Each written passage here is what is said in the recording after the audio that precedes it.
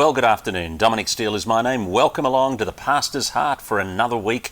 We are live on Facebook every Tuesday afternoon at 2 o'clock, and you can ask your questions live each week to our guest. And then, of course, we're available as an audio podcast and as a video on thepastorsheart.net. Now, today, our guest is Bruce Burgess. He's the National Director, the Australian Director of the movement Peacewise, and they're an organisation that's committed to helping Christians deal with conflict.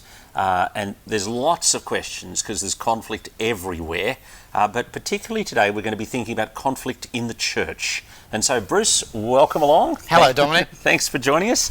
Now, we are today sitting here having this discussion in the midst of uncertainty about who will be the leader of the Liberal Party in Australia, who will be the Prime Minister of Australia.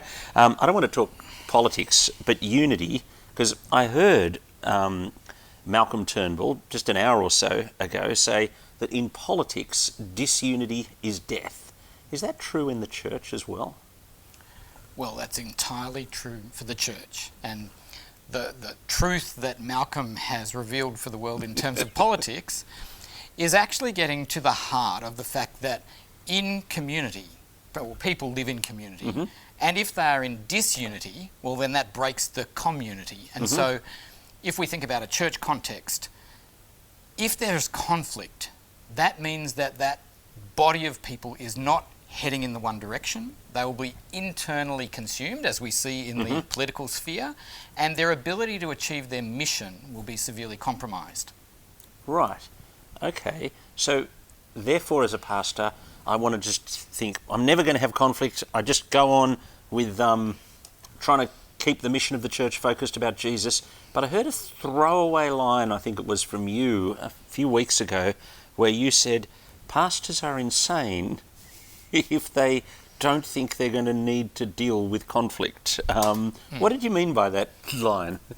Well, what I meant by that is that every pastor knows they are going to deal with conflict. It's just that some of them will try and avoid it no matter what. Mm-hmm. Some of them will say, because I don't want to deal with it and it scares the heck out of me, mm-hmm. and it's actually... Because I do want my mission to be all about going on about Jesus and his mission, and I don't want there to be conflict. I do, but because I don't know how to deal with it, and because it exhausts me, and because I think, well, if I acknowledge there's any conflict, well, then that will ruin the church, therefore I will pretend it doesn't exist. And I will even potentially send a subconscious message to the people in my congregation, we don't do conflict here. Okay, so let's talk first about what kinds of conflicts are pastors likely to come across. Yeah. Right. So the very natural conflicts that are the result of people being different. Mm-hmm. You want to express yourself a particular way in worship, mm-hmm. and for me, that's completely unacceptable. Mm-hmm. You want contemporary, I want traditional. You want the mission of the church to be focused on external missionaries, mm-hmm. I want it to be focused on the poor in my community. Mm-hmm.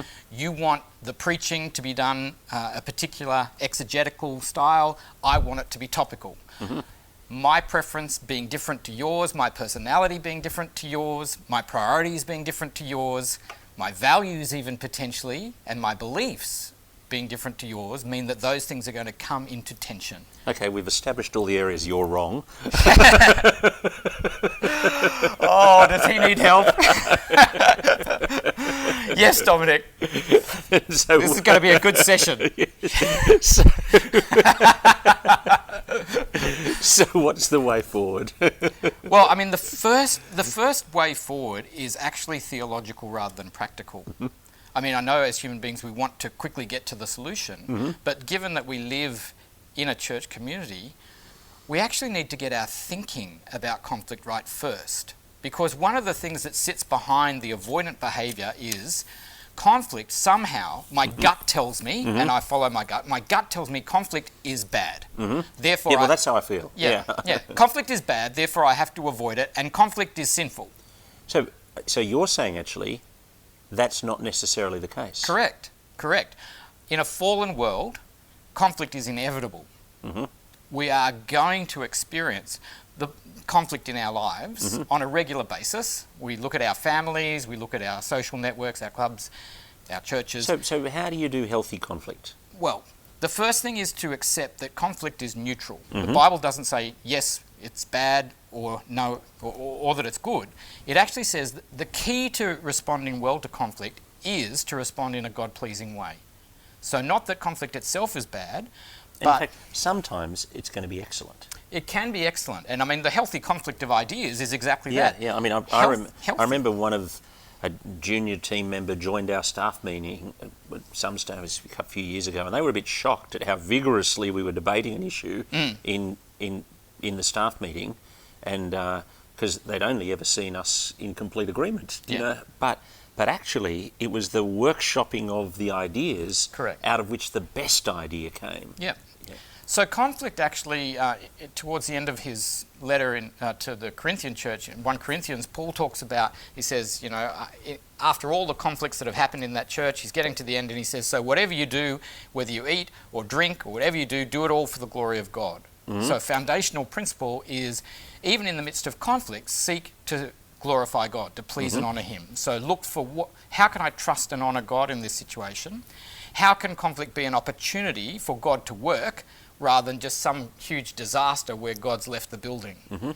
And so rather than having this mindset that says conflict's a disaster, so we won't talk about it, we won't deal with it, we will avoid it, instead, how can God work through this conflict in this community? Well, let me start with one question we've got on Facebook, which kind of, I think, alludes to a bad way of dealing it. And Melissa Tyrrell asks us, how can you start addressing conflict in a healthy way when a team only speaks about the issues amongst smaller groups and doesn't share them when everyone's together? Okay, so there are subgroups that talk about conflict, so we assume that they're not gossiping because they wouldn't do that. So we're having small groups who feel safe to talk, but when it's the big group together, it's a taboo subject. Well, the starting point would be to normalise the ability to actually discuss conflict. So that group will have a leader, and so desirably that leader will see that there is value in the group being able to do exactly what you described in your meeting, where people can voice different opinions. And it's safe to do that. People are not going to be squashed to do that. But coming from the mindset that, you know, we may disagree and it's okay to disagree. Similarly, if there is actual conflict, it's not just the disagreement of ideas, there's actually relational breakdown that has taken place. That's not going to be addressed by what we might call escape responses. The ones that fake it by denying that conflict exists or running away and just avoiding dealing with it. So now you say these escape responses, I think you're alluding to, I mean, I've got this little card that you've brought in, but I think we can put it up on the screen. You've got, on the one hand, escape responses, and on the other hand, attack responses, and then some peacemaking responses in the middle. Can you just explain this slippery slope? And just, we've got some people who are able to watch it on the screen, but there are some people listening to the audio podcast, so we'll have to do it for both. So everyone is familiar with the concept of fight and flight, that these are natural human responses. I run away or I move to attack you. Exactly. Because they're the two default responses that we typically have and that the world teaches us, and maybe our family of origin taught us in how to deal with conflict. So either I can't deal with it, so I'm going to run away from it or pretend it's not there. And the ultimate escape response is actually suicide, which says life is so bad, the conflict is in my life is so bad, the conditions are so bad that I will completely escape. So I'm looking here and you've got suicide, flight and denial as the escape responses. That's right. And you're calling them peace faking. Peace faking as the equivalent of flight responses, escape responses. So then on the other side, people who try and deal with conflict by aggression, by getting their own way through force. So these we call the fight responses, but the aggression, the peace-breaking responses, and we call these attack responses. So assault, litigation and murder. And assault being either physical assault, but the much more common form of assault is through our words and through our behaviours. We might give someone the passive-aggressive silent treatment. Right. So these kinds of behaviours, trying to get what we want by actually making the person bow to our will. We might, I was hearing of a conflict today where someone was so upset with an organisation, said, unless you do this, then, which could be, historically, might be, I'm going to sue you, but these days, even worse, might be, I'm going to actually post on your Facebook site and tell people what you're really like. Not that they would do that to the pastor's heart, Dom. What about the middle group, the peacemaking responses? Okay, so the peacemaking responses, there are two broad groups. One is the things that we can do ourselves. One is the group of responses that involve help. So looking at ourselves, the first peacemaking response is one that people typically don't even consider, and that is to overlook the offence. Now, that is not the same as denying, pretending it didn't happen. Proverbs talks about it, it's to a person's glory to overlook an offence in Proverbs 29:11. And what that's saying is there are times where an offence is not so big that it has to actually be pursued vigorously. You could choose, as an act of kindness, simply to overlook it in the sense of forgiving a person for something minor. When it's more serious than that, it can't be overlooked because it's maybe affecting our relationship in a more serious way. Okay, reconciliation? So reconciliation... I'm just going through them. Is the step that involves going to your brother and sister and talking to them. So Matthew 18, if your brother or sister sins against you, go to them and show them their fault, and if they listen to you, not you've won them over. Negotiation is really... there are times where we actually work through issues that are disagreements. So we might have a disagreement on how to allocate the church's finances. That's something that has to be negotiated. There are ungodly and godly ways to have a negotiation. Philippians 2 talks about looking to the other person's interest. We hear about interest-based negotiation, really came from the Bible. And it says, look not only to your own interest, but also to the interests of others. And so it's possible to have a principled negotiation where it's not a zero-sum game. So sometimes going one-on-one doesn't resolve the issues, relational or material, and then you actually may need help from a third party. So going round the slope, the next one there... Mediation. Mediation. So that's where other people who are wise and respected can come into the situation and actually help the parties talk together with a view to helping them restore their relationship, which, by the way, is one of the huge distinctives of Christian mediation, that it is invested in restoring relationship, not just cutting a deal, not just bringing an end to hostility, but actually restoring relationship. So there's also a difference between, as a Christian manager, I'm not just looking for productivity, I'm actually looking for you to flourish. Do you know? Yeah. And just an aside for a minute, there is a wonderful book that I'd love to recommend by Gary Hogue and Scott Rodan. It's not one of the ones in front of me. It's called The Choice, which looks at the question of success in Christian ministry. I would really recommend every pastor and other leader, employer watching this to read The Choice, because it talks about success not in terms of the normal secular metrics of size and growth and KPIs, but actually are our organisations reflecting God's call for us to do what He's called us to do in His way with the resources He's given us, and it includes a huge section on how we treat people. Okay, and the next one? Adjudication. So adjudication is the option, if you've got a dispute on an issue, to actually have a respected Christian person decide it for you, rather than go to a secular court. 1 Corinthians 6, Paul saying, are you crazy? What are you doing taking these disputed matters before secular judges? Instead, why don't you actually have someone within your community who's coming from the same mindset and belief system as you make the decision for you, rather than take it before a secular court? And then your last one here is accountability. So accountability is the concept, again, from Matthew 18. If your brother and sister don't listen to you, take one or two others along. If they don't listen to them, then tell it to the church. If they don't listen to the church, then treat them like a tax collector, which doesn't mean shun them and never have anything to do with them again, but it means actually they're now restricted from being able to participate in the church in the same way. There are consequences for their sinful behaviour that they're not turning from, and that's accountability before the church, that the church will actually seek to bring them back into community, at the same time lovingly and gently bringing before them, this is the behaviour that is damaging and destructive for you and for the community that we want you to address. So there's a restorative purpose to that accountability. Now, how do you, if you're saying to me that there's going to be a moment where there's going to be conflict in my church, Yeah. and right now it doesn't feel like we've got rocky water, Yeah. how do I prepare now for that inevitable day? Yeah. Well, that is an excellent question, because it's like the person who doesn't think that they've got heart disease until they discover that they do, and they've been eating unhealthily for a long period of time. Instead, eat healthily over a long period. So build relational health into the church by teaching them, first of all, a right theology of how to understand conflict, but then giving them practical teaching on how do I deal with this stuff when it arises. So now, I noticed today, when your little monthly e-news that you send around, you were referring to the Joseph story, and I just started to read that. But what's the principles in the Joseph story, that Genesis, that you would want to teach us from there?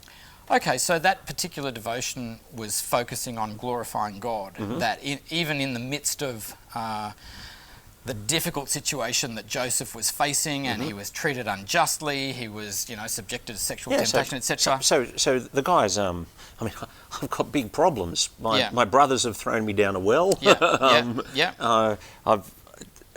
I'm in a mess. And yet I call my children Ephraim and Manasseh, forgive and forget. So one of the driving principles of Joseph's life was, no matter what's happening to me, I can trust God. Yeah. And I actually think trusting God is one of the hardest things to do in the Christian life when things are going badly, even when things are going well, to trust him. But what does that mean in practice? It means, well, God, can I believe that no matter what is happening in my life, you have a purpose for it, and that could be a good purpose?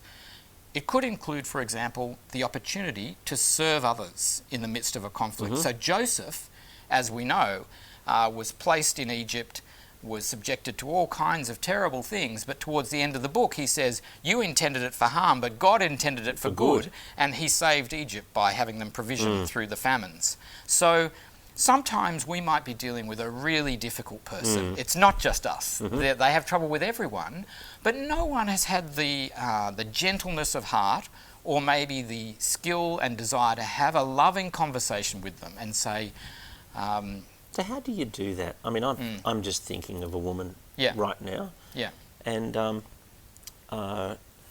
we had an incident, a disagreement.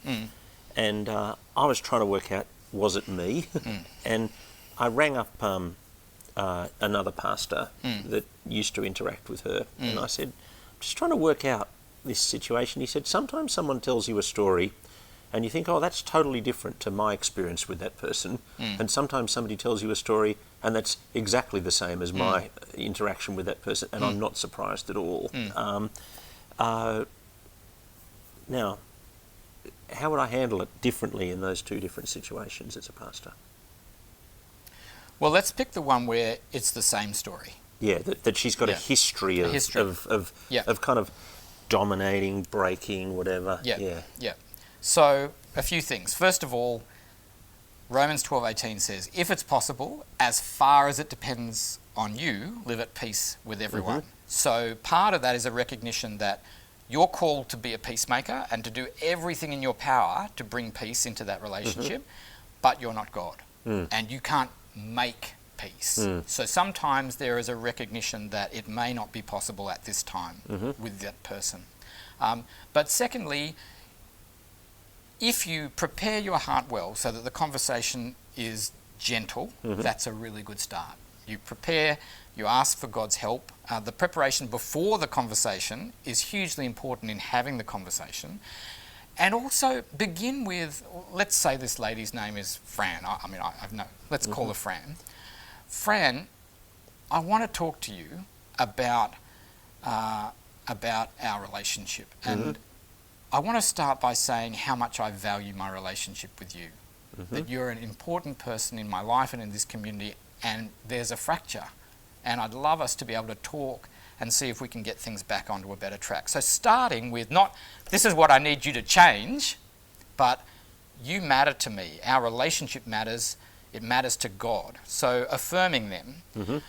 And then you can look to what have you done that's contributed. Honestly, search your own heart, before we start pointing out the speck in the other person's eye. And then apologise for the maximum that I can apologise for. With integrity. It's not trying to invent things that don't exist, but with integrity, what can you own? What is yours to own that you can say, I'm so sorry. As I think about what's happened between us, I realise that this is what I've done, and I would love to own that before you and give a really good apology. And if you go on our website, we have this thing called the 7 A's of apology, which teaches you how to give a good apology.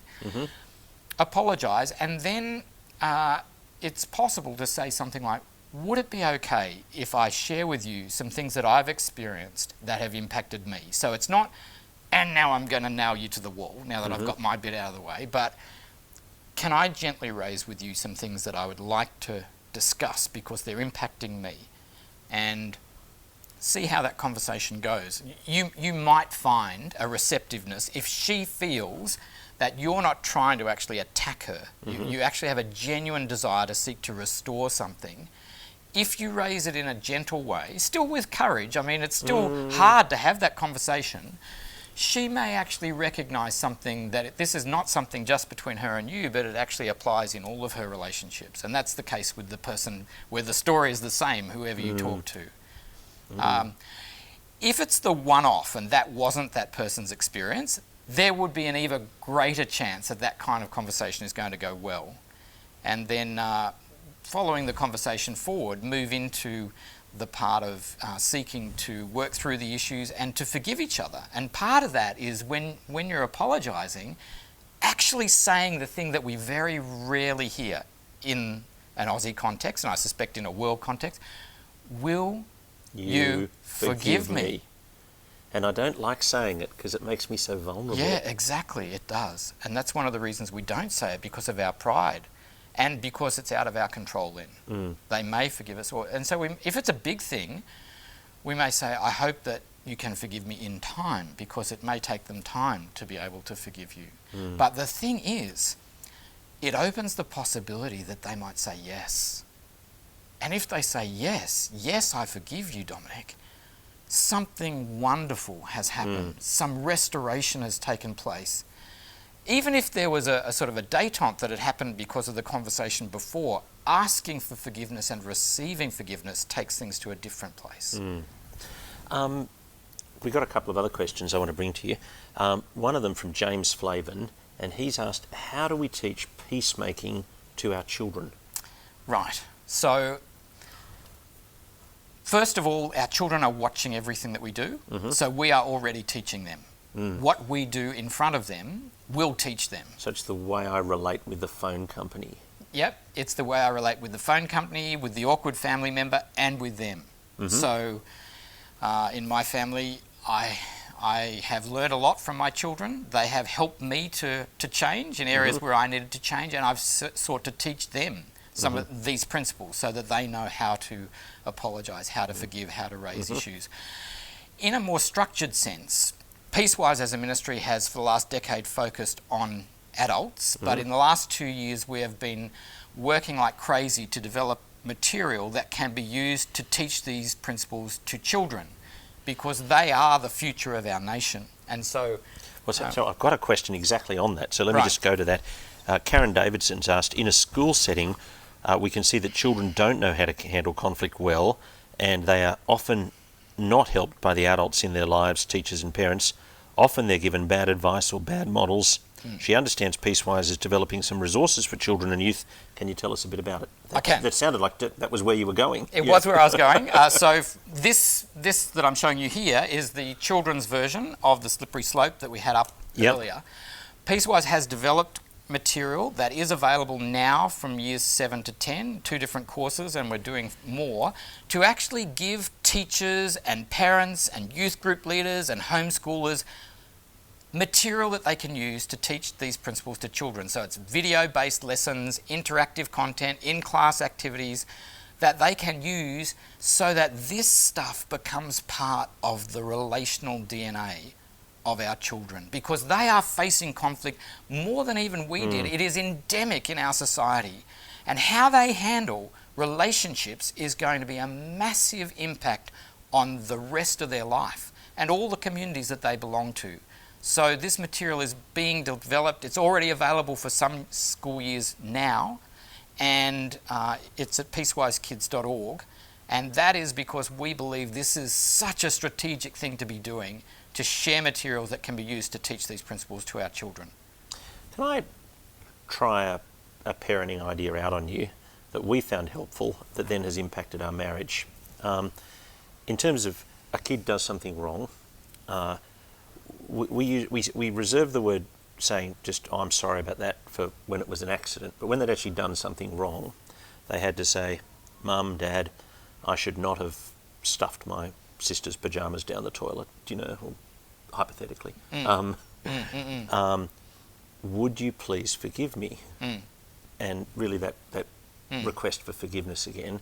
And then either we would say, I forgive you, or I'll need to think about that. But once we'd said, I forgive you, we never mentioned it again, because it had been washed clean. Yep. And really, it was teaching them that in parenting, and then actually bringing that same practice. I should not have turned up at 7 p.m. when I said I'd be home at 5:30, hypothetically. Yeah. Yes, of course. Would you please forgive me? And to bring that into our marriage in the same way. Do you want to kind of bounce around with that on me? Well, I think that's a perfect framework. There'd probably be some amplification that could be given amplify to it for me, yeah. Well, one amplification would be if it's something that a person has done that's sort of seriously wrong, it would be good to hear them say, and I promise to try not to do that again, or in future I'm going to do this. Yep. Another element is, if it's something big, acknowledging the hurt. Yeah. That this, I'm so sorry that I was half an hour late, and I realised that ruined the dinner, and that you'd gone to a huge effort for it, and that was so upsetting. So actually to give some recognition that this has had an emotional impact. If it's something that has had a broader impact, so maybe there are more people affected, maybe if we go back to the earlier question, let's say that in that team, let's say that there was a really intense negative conversation that happened in the big team, and it happened in front of everyone. Yeah, because, lots of staff teams will have had that. Yeah, they will have. So those two people ideally would go and seek to resolve that privately, but then come back to the big team and say, we are sorry for the way this impacted the whole team. We want you to know that we've raised it with each other, we've apologised, we've forgiven each other, but we also wanted to apologise to you, because there's a broader impact between just the two of us, and we want the team to be healthy, to have that unity that we talked about. Now, just last question, and we call this program The Pastor's Heart, and we're looking at what all of this does to your heart. What has God done with your heart as you've been deep in this area of conflict over the years? Okay, so really honest answer. One of the things that we look at in depth is the heart and the desires of the heart. And so there have been some close friends of mine who have gently and lovingly revealed to me some of the desires of my heart that have on occasions become so consuming that they have been destructive. So, for example, wanting things my way, wanting to control things, wanting things to be of such a particular quality that other people couldn't meet that standard. And so I guess it has been a journey of discovering those parts of my thinking and behaviour that can hurt others, and that I need to repent of and confess before God, and to be aware that my heart, sometimes the things that I want are good things, but if I want them too much, they can become bad things. And I think that's a common theme. It applies to me, it applies to pastors. And so to be open to God working in our hearts and to be able to repent of things that hurt others and to be able to change in ways that then redeem and restore. Thanks very much for sharing with us. My guest on The Pastor's Heart has been Bruce Burgess. He's the National Director for Australia for Peacewise. And we just want to recommend this book, Ken Sand's book, The Peacemaker, A Biblical Guide for Resolving Personal Conflict. And I found this book super helpful when I read it about 6-7 years ago. And I can't imagine it's got less helpful since then. But it's been good to have your company on The Pastor's Heart this week, and we'll look forward to you joining us next week.